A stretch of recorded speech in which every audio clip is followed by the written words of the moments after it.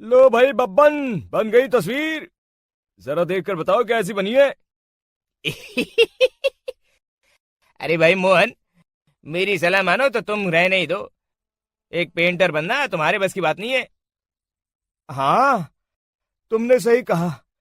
मुझे भी कुछ ऐसा लगता है। खैर, आज शाम की गाड़ी से मैं शहर वापस जा रहा हूँ।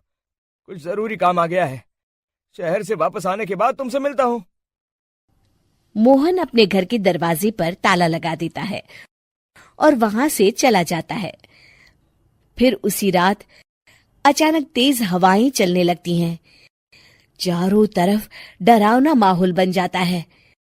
तभी मोहन की बनाई हुई पेंटिंग की वो औरत एक खतरनाक चुड़ैल में बदल जाती है और पेंटिंग से बाहर आ जाती है।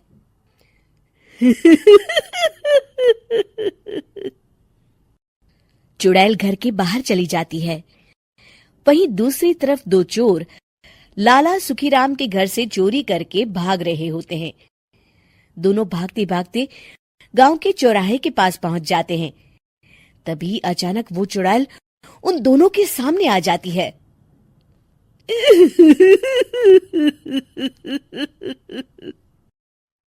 अरे मर गया रे।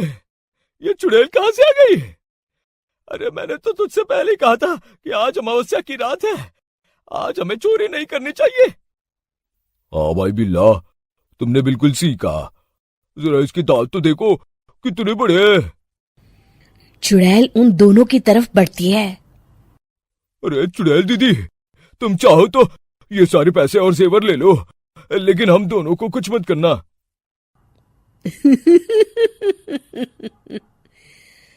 पैसे और जेवर के लालच में तुम इंसान बिकते हो, हम चुड़ैल नहीं। तभी चुड़ैल उन दोनों चोरों को पुतले बना देती है।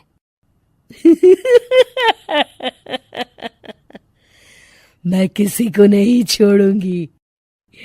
अब कोई मुझसे नहीं बच सकता।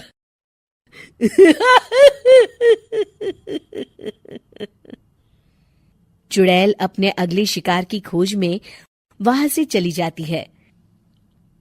गांव की दूसरी ओर जाने पर चुड़ैल को हरिया, बिरजू और बब्बन दिखाई देते हैं। आज संडे है। आज कपिल शर्मा शो देखने का दिन है।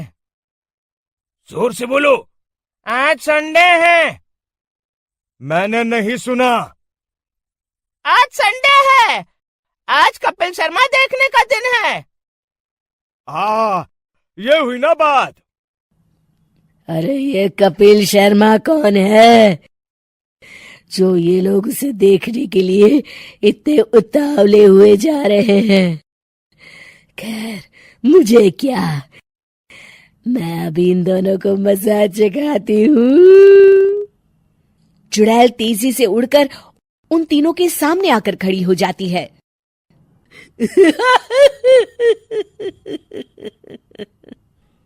कपिल शर्मा शो बाद में देखना, पहले मुझे देख लो। बब्बन चुड़ैल को देखते ही पहचान जाता है। अरे ये तो तस्वीर वाली औरत के जैसी दिख रही है। मुझे अभी नहीं मरना है। अरे भागो रे। तीनों वहां से भाग खड़े होते हैं। बब्बन तो किसी तरह अपनी जान बचाकर वहां से भाग जाता है, लेकिन हरिया और बिरजू को चुड़ैल पकड़ लेती है और उन्हें पुतला बना देती है। फिर चुड़ैल बब्बन को पकड़ने के लिए उसका पीछा करती है, लेकिन बब्बन उसे कहीं नहीं दिखाई देता। अरे वो मोटा तो बड़ा तेज भागता है, शायद उस तरफ गया होगा। बब्बन एक दीवार के पीछे छुपकर बैठ जाता है और चुड़ैल उसके सामने से आगे निकल जाती है। बाल बाल बच गया। अगली सुबह बब्बन सभी गांव वालों को सारी बात बता देता है। फिर उस चुड़ैल के डर से रोज शाम होते ही पूरे गांव में सन्नाटा छा जाता था और कोई भी अपने घर के बाहर नहीं निकलता था। अरे ये क्या हो गया? इतनी देर से घूम रही हूं, अभी तक एक भी आदमी नहीं मिला।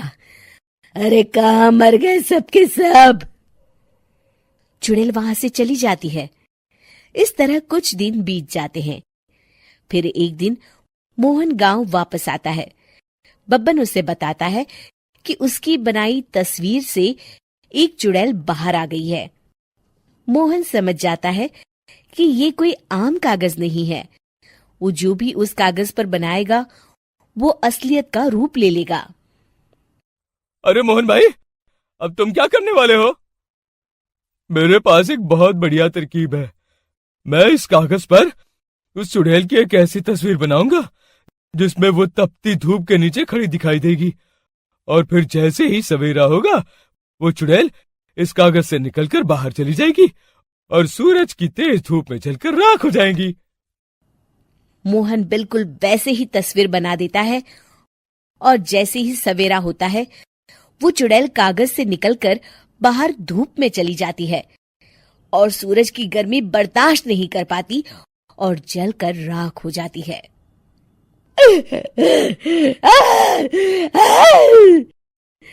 ये मुझे क्या हो रहा है? मैं सूरज की रोशनी बर्दाश्त नहीं कर सकती। मेरा पूरा शरीर जल रहा है।